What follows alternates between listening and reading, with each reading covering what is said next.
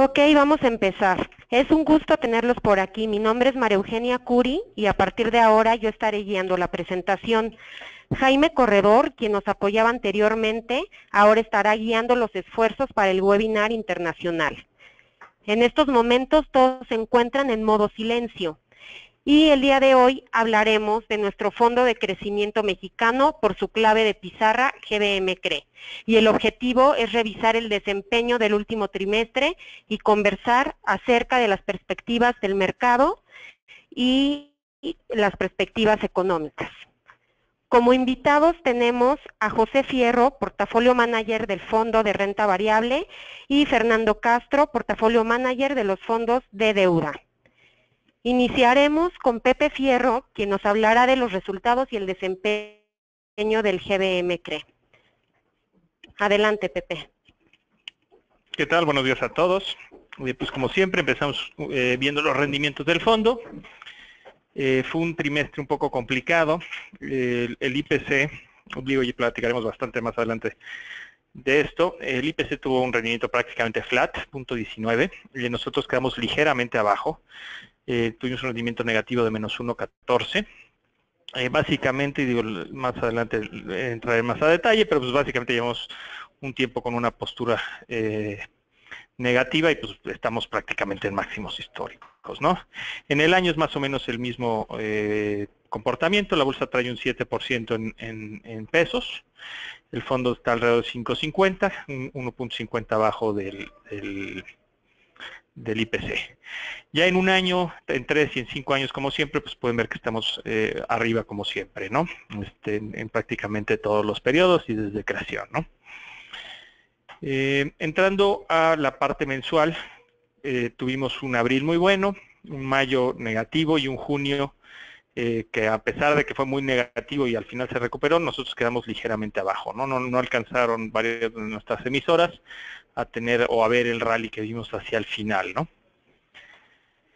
Esta gráfica la presentamos siempre, sigue siendo más o menos lo que hemos estado platicando. En promedio de 3 años, la verdad es que el fondo sigue teniendo un alfa muy importante.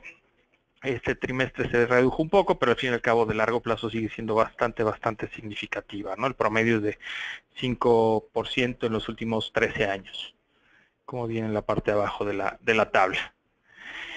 En cuanto a emisoras, no cambiamos mucho. La verdad es que seguimos más o menos con los mismos nombres. Seguimos bastante diversificados. Las 10 posiciones más grandes son el 56%. Comparativamente, el IPC en sus primeras 10 posiciones tiene casi 70% del índice. Entonces sí estamos bastante más diversificados, por esto mismo que les hemos estado platicando en los últimos trimestres, que estamos un poco más cautelosos, ¿no? Nuestra posición más alta es América Móvil, sin embargo, pues estamos bastante under, entonces, aunque en términos relativos nos ha ido bastante, en absolutos nos costó. De ahí Walmex, Grupo México, y luego todas las midcaps que saben que nos gustan bastante, tipo GISA, tipo QO, tipo Cultiva, Agua, Infra también está por ahí, ¿no? Pero la parte medular no hicimos, la verdad es que muchos cambios en el trimestre, ¿no? Pasando a la atribución del fondo, qué fue lo que nos ayudó y qué fue lo que nos afectó. Lo que más nos ayudó, como les platicaba, es el underweight en América Móvil, al menos en términos relativos, aunque en términos absolutos nos costó. En términos relativos, pues sí estamos under, entonces nos ayudó. Y seguimos con la misma perspectiva, no hemos cambiado nada de América Móvil. Aunque está barata, pues la verdad es que vemos un entorno complicado, entonces seguimos bastante under. Y las segundas que más nos ayudaron, si recuerdan desde seminarios anteriores, hemos platicado mucho del sector autopartes, que nos gusta mucho, y las segundas que más nos ayudaron fueron Q y Racini, que están en ese sector, y que nos siguen gustando bastante, ¿no? Siguen, a pesar del rally que han tenido, siguen estando baratas las dos, entonces las seguimos manteniendo en el portafolio. ¿En qué fue lo que más nos costó? Un sector que nos ha costado mucho, es un sector de evaluaciones altas, que ha estado muy de moda. Gap fue la empresa que más nos costó en el trimestre, nos costó cerca de medio punto con respecto al índice. Luego Infra L, saben que es una acción que nos gusta mucho, pero en particular la serie L, que está a un descuento bien importante, pues sí ha tenido un castigo por su liquidez y también le afectó un poco el hoy no circula. Y finalmente Cultiva, esa también nos costó. Aquí la verdad es que los fundamentales siguen siendo buenos. Sin embargo, salió del índice MSCI Small Caps hace más o menos un mes y eran 34 días de venta. Entonces, sí fue un volumen importante que le ha estado afectando. En movimientos, yo les diría que el incremento más importante, y platicaré un poco más adelante de esto, ha sido el efectivo. Hemos vendido un poquito de todo. Y también hemos estado reduciendo COF, que ha tenido un rally importante, ¿no? Les diría que son las dos cosas a destacar en el trimestre. Le cedo la palabra, como usualmente hacemos, a Fer Castro para que les platique la parte de deuda y regresamos a la parte de renta variable un poco más adelante. Buenos días. En la parte de deuda, antes de entrar a lo que ya todos hemos visto, del lado de Inglaterra, Europa, el tema del Brexit y la posibilidad de alza en Estados Unidos, es un poco ver lo que ha pasado en el mercado local, sobre todo en la parte de entradas. Creo que esa es una de las preocupaciones de Banco de México, si bien no es expreso, no es explícito en mencionarlo, la verdad es que de fondo es evidente que es un tema delicado, ¿no? Lo que tenemos aquí en la gráfica a la izquierda es las entradas de extranjeros a bonos M desde el 2010. Si se fijan, en general, hasta el 2015 las entradas eran bastante similares. La línea punteada es 2016. Empezamos el año con entradas similares a los años anteriores. Sin embargo, hicimos una disminución importante. Es cierto también que esta disminución parte es cíclica porque vino el vencimiento del bono junio de 2016, lo vemos en los demás años. Sin embargo, hay que ver hacia adelante si efectivamente se da esta entrada. En años similares, por ejemplo, 2013, 2014 y 2015, tuvimos este efecto que eventualmente se recuperó, pero la realidad es que hoy estamos abajo de estos años sustancialmente. Y la parte de CETES sí definitivamente hay una salida. En los últimos datos hemos visto cierta entrada, tiene que ver con el CABE que trae los futuros del peso, o sea, el efecto de que Banco de México haya subido la tasa de fondeo y que no se refleje en su totalidad en la tasa implícita de los futuros, implica que tenga ciertas entradas, pero la realidad es que la parte de CETES no es tan relevante. O sea, al final del día hay mucho dinero en inversionistas locales que está dispuesto a tomar esos CETES a la tasa correcta, o sea, una tasa que tenga un premio sobre el fondeo. La parte relevante, sin duda, es la parte de bonos M. En la siguiente lámina lo que vemos es, ahora sí, el efecto del Brexit, lo que sucedió en la curva mexicana. Lo que estoy poniendo aquí es cómo estaba la curva antes de... Bueno, estoy haciendo aquí, de hecho, las dos alzas de banco. Cómo estaba la curva el 16 de febrero y cómo está la curva, o cómo estaba la curva este lunes. Y lo que vemos es un aplanamiento muy impresionante. Abajo ponemos los diferenciales de cada nodo, o sea, cuánto subió, cuánto bajó cada nodo. Es evidente el tema. Es casi de libro de texto. La parte corta, bueno, ya venció, pero lo que vimos en la parte corta son entre 50 y 70 basis de incremento. Y en la parte larga que vimos es un rally muy importante, sobre todo la última parte, la parte de 30 años. O sea, el premio que hay entre 10 y 30 años está en el mínimo histórico, que es lo que vemos en la siguiente lámina. Ahí graficamos el spread de 2 años contra 10 años, que es la línea... es la línea negra. Tanto la parte de Estados Unidos como la parte de México, no es el mínimo histórico. En 2012, básicamente todo 2012 tuvimos un nivel similar, pero nada más aquí hay que recordar que era cuando estaba en pleno el QE en Estados Unidos. Hubo un rally muy importante, se aplanó la curva americana, y la nuestra se aplanó incluso más porque el spread que había en tasas era muy importante. Hoy ya no tenemos ese efecto, sin embargo sí tenemos ese aplanamiento. Y donde sí estamos en mínimos históricos es la parte el spread entre 10 y 30 años, que es la línea oscura de la gráfica de la derecha. Vimos un efecto similar en la curva americana hasta este último, vamos a decir, hasta el Brexit. En ese momento sí vimos un aplanamiento importante. Lo que teníamos en este spread históricamente era algo cercano a un punto porcentual, 100 puntos base. Hoy tenemos menos de 60 puntos base, ¿no? En la siguiente gráfica lo que vemos es la parte muy corta, y aquí es donde creemos que hay cierto premio. O sea, si bien 10.30 y 2.10 está bastante plano, en la parte de un año, vamos a decir, o las tasas implícitas que traen los swaps de TIE, lo que vemos sí es un premio. Y sobre todo si lo vemos comparado con Estados Unidos. En estas gráficas, o bueno, en la tasa implícita que tiene México para dentro de un año es cerca de 90 puntos base por arriba de donde está el fondeo, y en la parte de Estados Unidos son menos de 10 puntos base. Creemos que aquí sí hay cierto valor, incluso en algunas emisiones de CETES ya vemos cierto valor, y es donde estamos posicionando la mayor parte de los fondos. En general no tenemos riesgos, vamos a decir, arriba de 3 años en nuestros fondos, y pensamos que hasta que la curva no tenga cierta pendiente, cierto premio al plazo, no vamos a modificar esta estrategia, ¿no? La gráfica de la derecha nada más es un dato curioso. Sí hay una correlación, perdón, importante entre el peso y la tasa de fondeo implícita, que les platicábamos. Y por último, la gráfica del peso, que se me hace muy relevante. Estamos poniendo aquí la gráfica del peso junto con el rand sudafricano, la divisa de Sudáfrica. Le ponemos esta divisa porque es una divisa muy comparable desde dos puntos de vista. Es un país emergente y es muy líquida. Y lo que vemos aquí, que se me hace muy, muy relevante, es cuando banco sube la tasa, que es como la parte central de la gráfica, vemos un efecto en el peso, vemos una baja importante que duró un día. Y al día siguiente, el lunes, vamos a decir, en realidad fue el lunes, vemos que el peso regresa a un nivel equivalente al que tenía el RAND, y de hecho si vemos los movimientos en los siguientes días son bastante parecidos, incluso más fortalecen el RAND. Para nosotros el tema aquí es, el peso obedece mucho más a los efectos globales de aversión o de apetito de riesgo que lo que haga banco en la tasa. Sí tenemos un cierto efecto. Hay una ganancia en términos cualitativos en la parte de credibilidad del Banco Central y estos temas, pero para efectos prácticos la liquidez del peso es demasiado grande. O sea, el efecto que tiene el flujo en los mercados es mucho más importante que la tasa esta de corto plazo.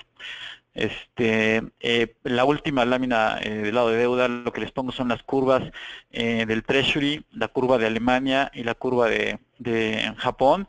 Lo que vemos es, la línea verde es el Treasury, lo que vemos en la línea azul es Japón, la línea roja es Alemania, y lo que vemos es un efecto muy similar tanto en Japón como en Alemania, y aquí es básicamente porque los mercados en Europa y en Japón lo que están descontando son acciones agresivas del lado de los bancos centrales. Hoy tuvimos la junta del Banco Central de Inglaterra. Sorprendió un poco porque no hubo ningún movimiento. Realmente tiene una junta dentro de 3 semanas, entonces pareciera que están dando tiempo para volar, igual que lo hizo Banco el día del Brexit. Realmente no pensamos que cambie la perspectiva. Sí creemos que van a bajar tasas. Del lado de Europa no estamos tan convencidos de que sigan, de que incrementen esa agresividad en sus políticas monetarias, que sean todavía más laxos. Pensamos que están cerca de su límite objetivo. Más allá de lo que están haciendo, creemos que tiene poco efecto, y les pongo aquí datos que me parecen muy, muy relevantes, ¿no? Son datos estadísticos. 15 trillones del total de bonos en mercados desarrollados hoy tienen tasas negativas. De esos 15 trillones, aproximadamente 12 son bonos soberanos. Si vemos, bueno, y es algo que se ve claro en la gráfica, el 98% de los bonos de mercados desarrollados tienen un rendimiento por debajo del Treasury de 30 años. La parte de la deuda de Japón prácticamente opera en cero toda la curva en promedio. Y bueno, el número de recuperaciones económicas, al final del día, esta recuperación en Estados Unidos es la cuarta más larga que hemos tenido. Al final no vemos nosotros un riesgo de recesión, ni mucho menos. No vemos lo que de repente se platica o se llega a comentar, una posible baja del lado de la Fed. O sea, creemos que el ciclo es bastante largo, no es el crecimiento que ellos quisieran, pero no es un crecimiento preocupante. Y les voy a dar un dato que de esta semana. Es la primera vez que el Banco Central en Alemania coloca un bono a 10 años a tasa negativa. Yo creo que es un poco el contexto. Creo que de aquí en adelante deberíamos ver una cierta corrección a esta baja. Y le dejo la palabra a Pepe. Gracias, Fer. Bueno, pues como siempre, platicando un poco qué ha pasado, me voy a ir muy rápido en esta parte, porque digo, ustedes están tan familiarizados como nosotros en el mercado. La verdad es que ha sido un entorno internacional muy difícil. La verdad es que los mercados están pasando de un optimismo desbordado a se acaba el mundo cada 2 semanas. Y en México pues no ha sido la excepción, ¿no? Es muy difícil hacer un plan de inversión con este tipo de bandazos, ¿no? En sentimiento, ¿no? Ya lo platicó Fer, pero la verdad es que la variable que ha absorbido el impacto principalmente ha sido el tipo de cambio. La bolsa, pues como hemos platicado, ya está cerca, lo pusimos ayer, pero hoy está en máximos históricos, ¿no? Otra cosa que es importante, y yo creo que va muy de la mano de lo que también les comentó Fernando, es la verdad es que lo que está siendo el motor de los mercados en el mundo es el exceso de liquidez. Lo hemos platicado en varios seminarios, pero cada vez es más evidente, ¿no?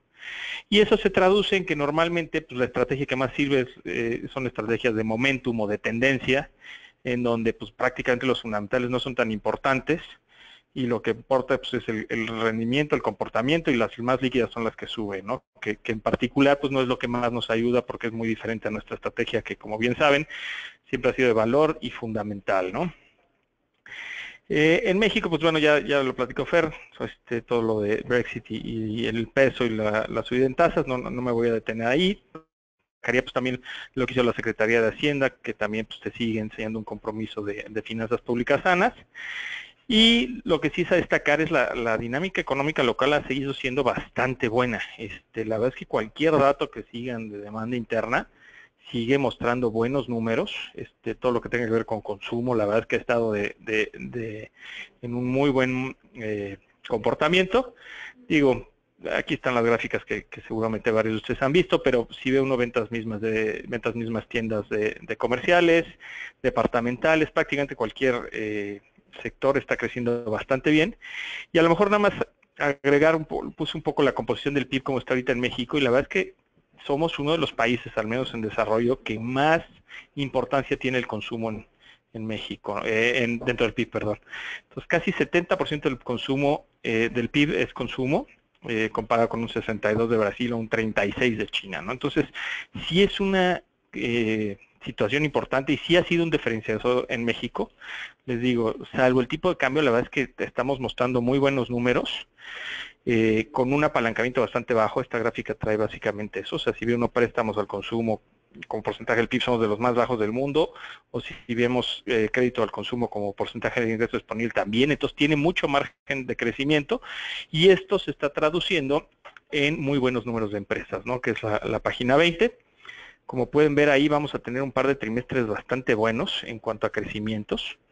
Las ventas de nuestra muestra están creciendo cerca de 10%, el EBITDA o flujo operativo cerca del 4%, el próximo trimestre, o bueno, el trimestre actual más bien, todavía se ve un poquito más alto, o sea, puede estar creciendo alrededor de 12%.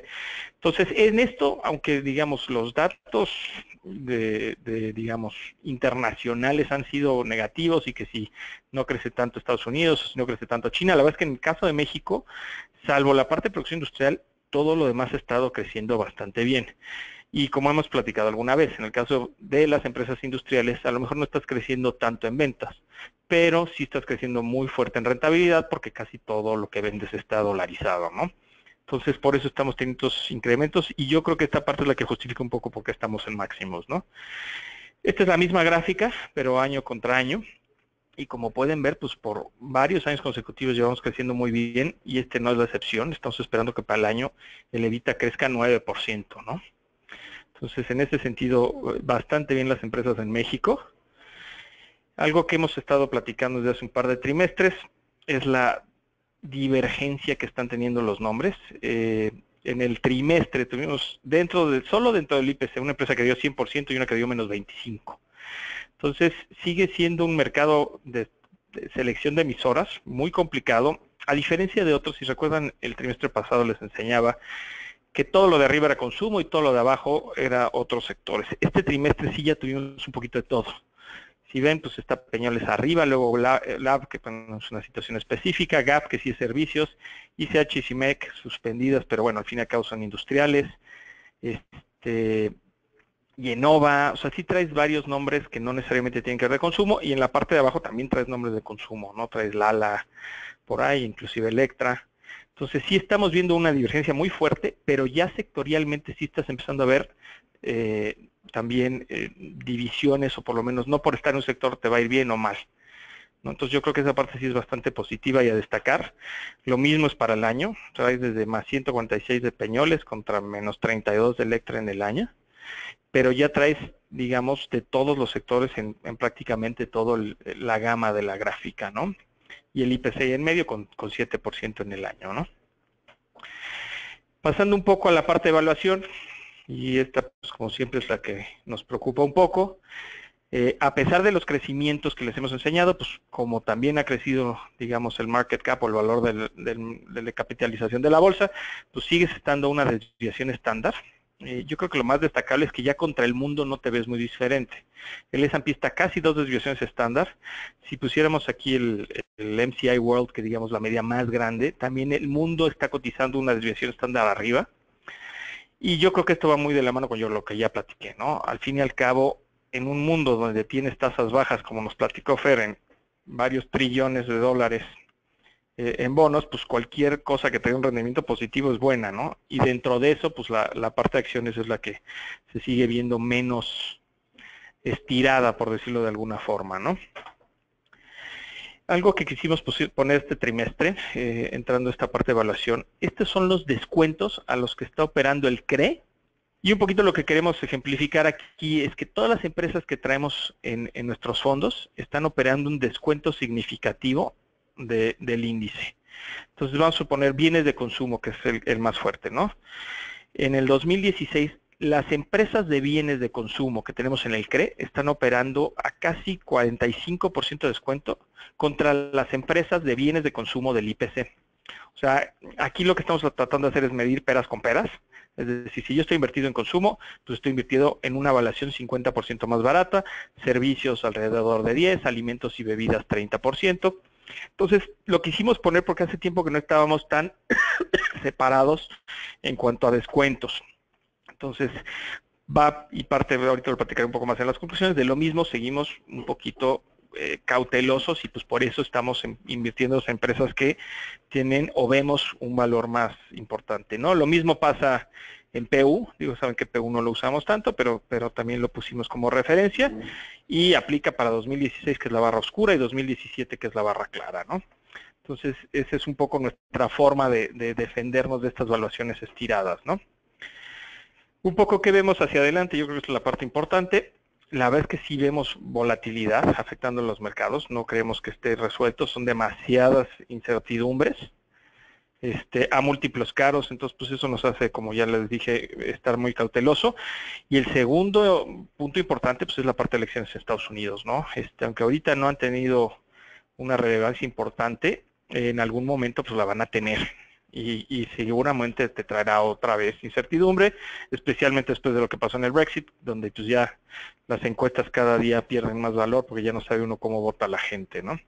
Entonces son de ese tipo de cosas que seguro vendrán, ¿no? Creemos que el tipo de cambio, esto también es importante, va a ser el que absorba la mayoría del shock, pero sin embargo pues la bolsa también sufrirá. En cuanto a actividad económica, creemos que va a seguir un sólido desempeño, digo también sólido en términos recientes, ¿no? Que es pues, crecer entre 2 y 3%, nada va a cambiar alrededor de eso. Sin embargo, ya empiezan con partidos más difíciles, ¿no? Entonces cada vez es más difícil crecer. Como ya platiqué, por todo esto que les he estado platicando, pues hemos incrementado un poco la liquidez en los fondos. Hemos estado todo el año lo que es que ha sido un año muy volátil, pero a cierre de trimestre o hasta hace un mes y medio estamos 95, 96% de inversión, ahorita estamos 92, 94, con la idea de que pues, si se sigue subiendo esto, llegar a 90, ¿no? Y en cuanto a selección de emisoras, no hemos cambiado mucho nuestra perspectiva, como ya les he comentado, seguimos con un overweight importante en autopartes, ¿no? Entonces, básicamente eso es un poco lo que estamos viendo. Y si quieren, como siempre, pasamos a preguntas y respuestas, que ahí siempre hay buenas inquietudes. Ok, vamos a pasar a la sección de preguntas y respuestas. Les recuerdo que todas las preguntas son anónimas y nos las pueden enviar utilizando el panel de control bajo la sección preguntas. Bueno, la primera pregunta es, ¿cuáles son las oportunidades en el sector de autopartes? Bueno, pues como saben, digo, hay varias formas de jugar autopartes, la verdad es que prácticamente todas nos gustan. Desde la más líquida, que es Nemak. En ese caso en particular le han pegado un poco porque tiene operaciones en Europa, entonces desde lo del Brexit, la vez que se ha caído, de hecho estamos viendo un poco nuestra posición, la vez que nos habíamos estado aligerando. Y tenemos Racini y Cuo, ¿no? Racini sí es una empresa 100% autopartes, que es la que más nos ha gustado, sin embargo ya trae un rally importante, entonces ya digamos no hemos agregado posición en los fondos, no hemos vendido tampoco, pero ya no hemos agregado. Y Cuo tiene también autopartes, pero pues ahí también tienes químicos y consumo, ¿no? Y otra que también nos gusta bastante, que sería GISA, esa, aunque autopartes siempre ha representado una parte importante, va a representar mucho más porque también han hecho adquisiciones, ¿no? También desafortunadamente son en Europa, entonces eso le ha pegado, pero son, digamos, las que más nos gusta, ¿no? La siguiente pregunta es, ¿cuál es el sector que menos nos gusta y por qué? Yo les diría que aquí es un poco, digamos, en términos de crecimientos y macro, el sector que mejor se ve o de los que mejor se ve son aeropuertos. Sin embargo, es el que menos estamos invertido y es por valuación. Entonces, no es que no nos guste el sector está creciendo de manera extraordinaria, tiene los vientos favorables del tipo de cambio, tiene el crecimiento que está habiendo en toda la parte de aviación. Sin embargo, a esas valuaciones nos sentimos un poco, ¿cómo se llama? Un poquito, las vemos como caras, ¿no? Entonces ese sería el sector que dentro de los que más under tenemos en los fondos, ¿no? Voy a contestar dos que son de renta variable para pasar a Fer con un poco de preguntas de deuda. Bueno, una era comentar que no había mejor opción en la primera mitad del año, ya lo comentamos. Una, ¿qué plantean hacer con el CRE para contra el IPC? Digo, la verdad es que el rezago es bastante menor y es de este periodo, o sea, si vemos año contra año, de hecho todavía traemos una ganancia contra el IPC, y pues bueno, básicamente esperar a que se materialicen las tesis de inversión que tenemos o que haya una corrección en el mercado, ¿no? La verdad es que el CRE es mucho más defensivo a la baja, entonces esas serían las dos opciones que creemos, ¿no? La verdad es que no creemos que sea nada que nos haga cambiar nuestra forma de invertir, simplemente pues hay periodos de tiempo en los que funcionan las estrategias, hay periodos en los que funcionan otras, el chiste es que en el largo plazo funciona y sabemos que funciona muy bien, ¿no? Entonces no estamos planeando hacer nada así importante, ¿no? Este tipo de cambio. Le voy a ceder la palabra a Fer porque hay 3 preguntas de deuda y si hay otras de renta variable regresamos.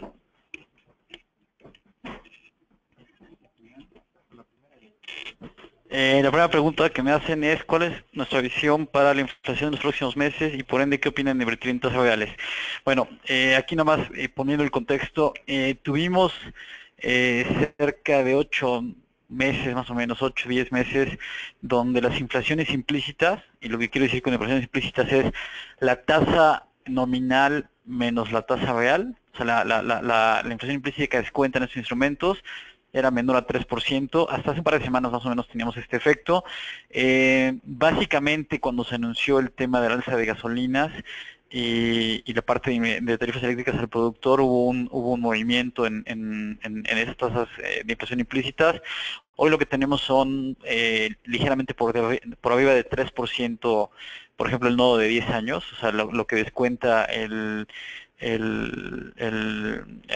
diciembre 24 contra el 2025 es como 3.20 más o menos de inflación implícita.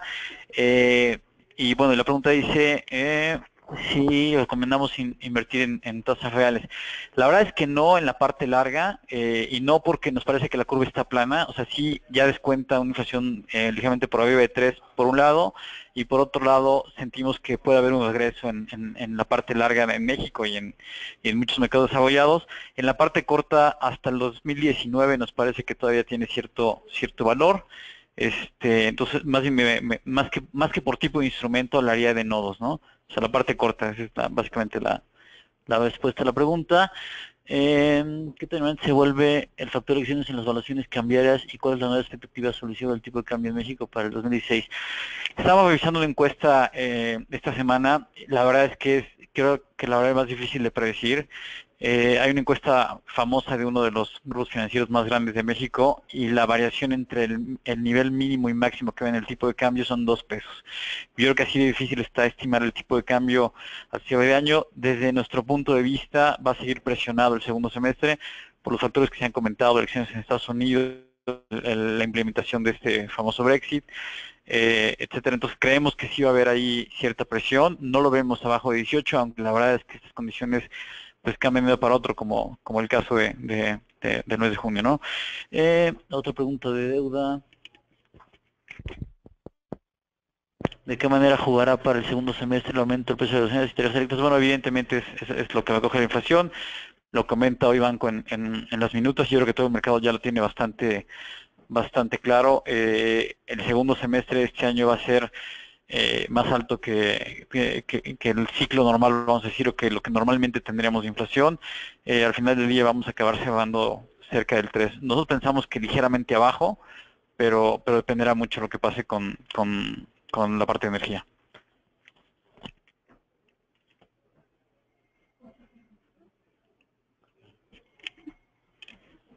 Bueno, con esto concluimos nuestro webinar. Si tienen más preguntas, les pido que por favor me las hagan llegar al correo que aparece hasta abajo. Acaba de llegar una pregunta más, den un segundo, por favor.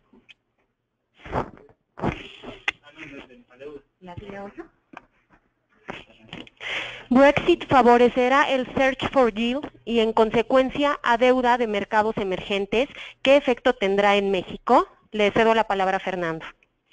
Bueno, aquí nada más una aclaración. No estoy tan de acuerdo en la premisa. O sea, Brexit no es que favorecerá el search for yield. Lo que tendríamos que ver después del Brexit es efectivamente esa política monetaria mucho más laxa, o sea, básicamente aventando más dinero al mercado, tanto del lado de Japón como del lado de Europa, pero la verdad es que hasta ahora no lo hemos visto, entonces es importante la aclaración. Sí es cierto que habrá búsqueda de rendimiento, pero si Europa decepciona, o sea, creo que está apreciado un movimiento agresivo, o sea, un incremento en la compra de bonos, alargar el plazo del QE o bajar la tasa aún más. Si esto no se da, yo creo que va a ser un poquito al revés, o sea, podríamos ver incluso un rebote. De hecho, ya lo estamos viendo, o sea, la parte de Europa de los mínimos que llegamos a ver, por ejemplo, en el bono alemán que estuvo en menos 0.20, ya lo tenemos cerca de cero. Entonces, yo creo que todavía habrá que ver, o sea, el Brexit per se no detona este efecto que se comenta, es más bien la política que implementan los bancos centrales. Ok, con esto cerramos la sección de preguntas y respuestas. Les agradezco mucho su participación y les recuerdo que la grabación estará disponible en unos días y si alguna pregunta no quedó bien respondida me pueden contactar en el correo que aparece en... Hasta pronto y nos vemos el siguiente trimestre.